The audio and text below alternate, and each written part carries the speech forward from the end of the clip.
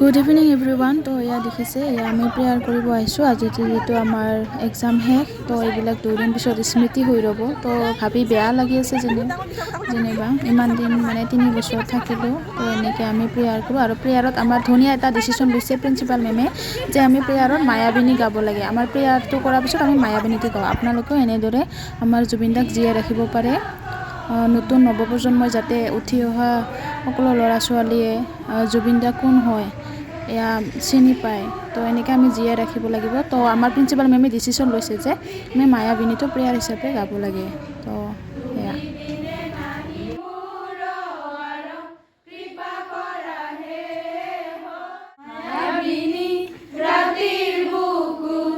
দেখা পালো তোমাৰ ছবি ধৰা দিলা গোপনে আহি হিয়াৰ কোণত তুমি যে মোৰ শুকান মনত নিয়ৰৰে চেঁচা টোপাল নামি অহা ৰ'দৰে নৈ মোৰ দেহৰ প্ৰতি পুৱা ধুমুহাৰ সতে মোৰ বহু যুগৰে নাচোন এন্ধাৰৰ সঁচা মোৰ বহু দিনৰে আপোন নিজানৰ গান মোৰ শেষ হ'ব ভাবো তোমাৰ বুকুত মায়াবিনী ৰাতিৰ বুকুত দেখা পালো তোমাৰ ছবি ধৰা দিলা গোপনে আহি হিয়াৰ কোণত। জয় জুবিন